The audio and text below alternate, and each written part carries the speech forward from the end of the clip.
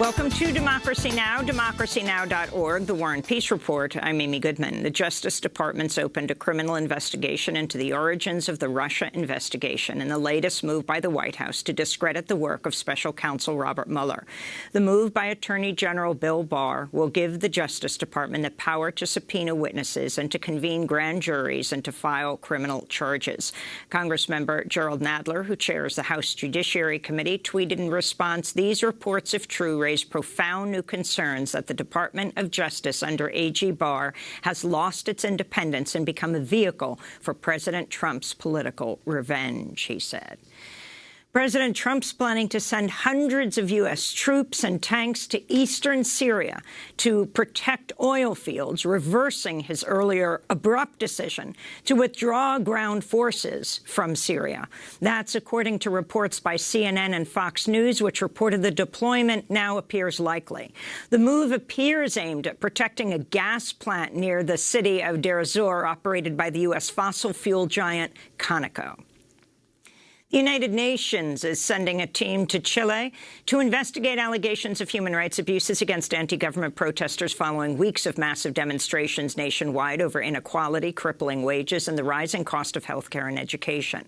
At least 18 people have been killed since protests erupted October 19th amidst mounting reports of brutality and torture by Chilean authorities. In Ecuador, indigenous rights activists say they've halted negotiations with President Lenín Moreno over the government's persecution of indigenous leader Jaime Vargas. Vargas is the head of the Indigenous Nationalities of Ecuador, CANAI, the organization that led recent anti-austerity protests in Ecuador. The massive anti-government protests were ongoing for 2 weeks and ceased after President Moreno and indigenous leaders struck a deal to cancel an austerity package pushed by the International Monetary Fund. Bolivian President Evo Morales declared victory Thursday in his campaign for a fourth presidential term, prompting a new round of protests from opponents who claim Sunday's presidential election was rigged. Election officials said a new round of voting will be held in 5 regions next month due to irregularities in the ballot, but said the outcome won't be enough to prevent a runoff election in December. Official figures show Morales took 47% of the vote in a 9-candidate field, just over 10 points more than his nearest opponent, Carlos Mesa, who condemned the vote count as a gigantic fraud and accused Morales of holding on to power illegally. In Guinea, tens of thousands of protesters flooded the streets of the capital Conakry and other cities around the West African nation Thursday, opposing a proposed constitutional change that would let the sitting president run for a third term in office. The protests were heavily policed but peaceful, unlike smaller demonstrations last week that saw police open fire with live rounds, killing at least 9 people and sending scores to the hospital.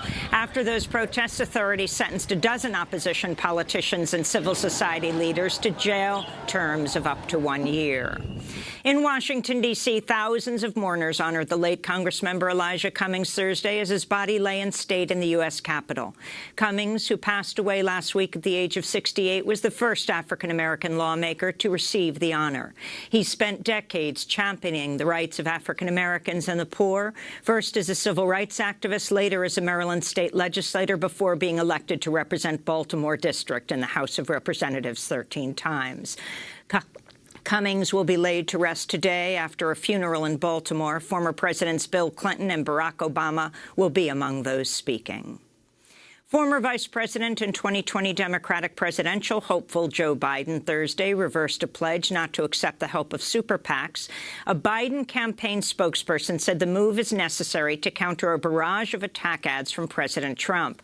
A spokesperson for Bernie Sanders' campaign, which opposes super PACs, slammed Biden's move, saying, quote, "Joe Biden has spent his campaign promising elite donors that nothing will fundamentally change for them, and he's made clear to fossil fuel and pharmaceutical donors that he will be their ally," unquote. In Newark, New Jersey, police arrested over a dozen activists Thursday as they blocked downtown traffic in a sit-in protest demanding all residents be eligible to receive driver's licenses, including undocumented immigrants. This is one of the protesters speaking as she joined the peaceful blockade at the intersection. We're here because the immigrant community in New Jersey has been waiting 15 years for access to a driver's license, and enough is enough, and we need the New Jersey legislature to pass the bill right now. This is a major reason why people are getting picked up by ICE, ending up deported and separated from their families. 15 U.S. states, plus Puerto Rico and Washington, D.C., issue driver's licenses regardless of a person's immigration status. In New York City, a woman comedian was booed and 2 attendees were kicked out of an event for young performers in Manhattan's Lower East Side Wednesday night after they protested the presence of accused sexual predator and former Hollywood mogul Harvey Weinstein, who was spotted in the audience. One of the evening's performers, comedian Kelly Bachman, who's a rape survivor, called out Weinstein during her act on stage. I'm a comic, and it's our job to name the elephant in the room. Do we know what that is? Yeah. Yeah, it's a Freddy Krueger in the room, if you will. I didn't know that we have to bring our own maze and rape whistles to Actors Hour. No? Shut up. No? Oh, shut up. Yeah. This kills at group therapy for rape survivors. Another attendee, actor Zoe Stuckless, was kicked out of the event after confronting Harvey Weinstein. Nobody's gonna say anything. Nobody's really gonna say anything. I'll get out of here. That's fine. I am happy to leave, but nobody's gonna say anything. I'm gonna stand 4 feet from a rapist, and nobody's gonna say anything. I'll go. Amber Rollo, who is also a comedian, confronted Weinstein and was kicked out as well after a member of Weinstein's entourage called her the C word. Rollo's also a rape survivor. Harvey Weinstein's pleaded not guilty to multiple charges of rape, sexual assault, and predatory sexual assault. He faces trial in Manhattan court in January. In sports news, the Houston Astros fired Assistant General Manager Brandon Taubman Thursday after he yelled at Sports Illustrated reporter Stephanie Apstein and 2 other female reporters, quote, "Thank God we got Asuna. I'm so effing glad we got Asuna," he said.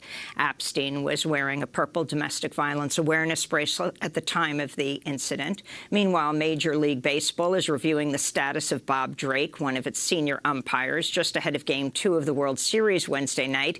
Drake tweeted, quote, "We'll be buying an AR-15 tomorrow because if you impeach my president this way, you will have another civil war, MAGA 2020. Drake since deleted his Twitter account and apologized.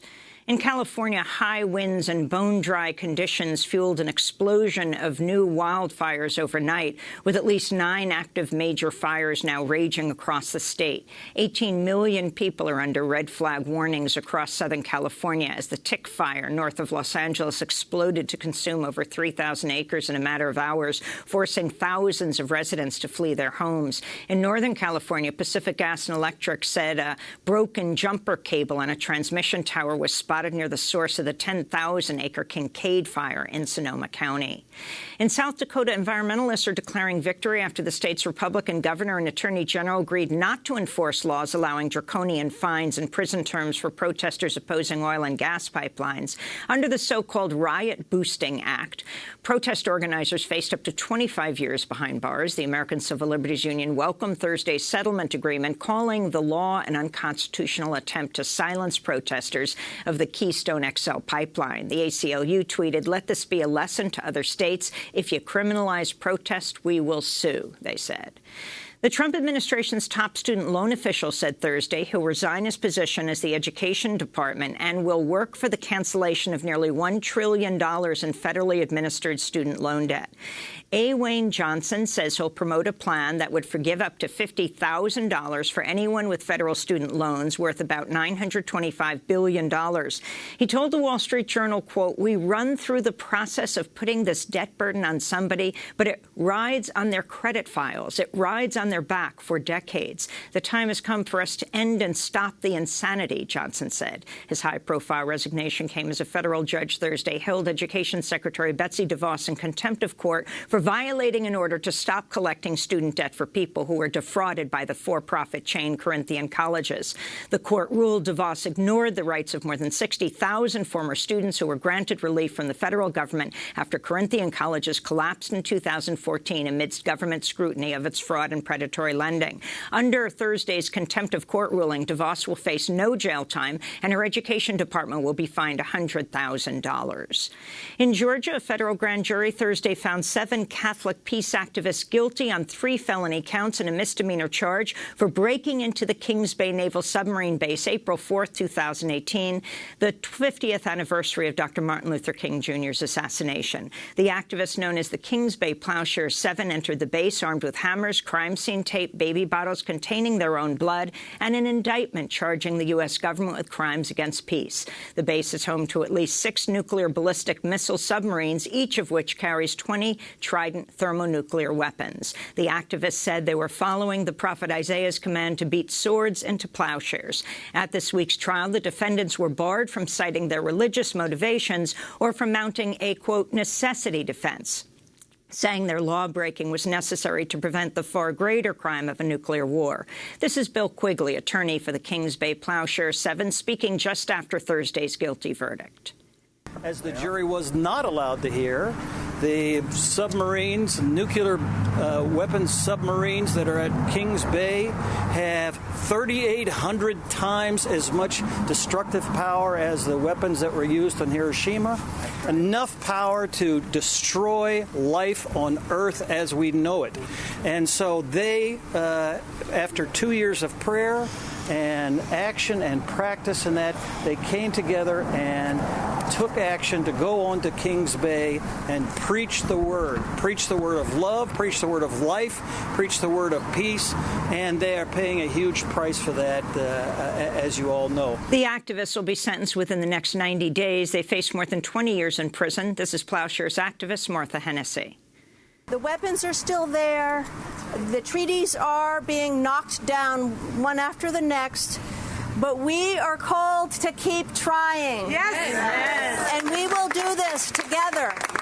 And we have no other choice. Thank you so much. Martha Hennessy is the granddaughter of Dorothy Day, the founder of the Catholic Worker Movement.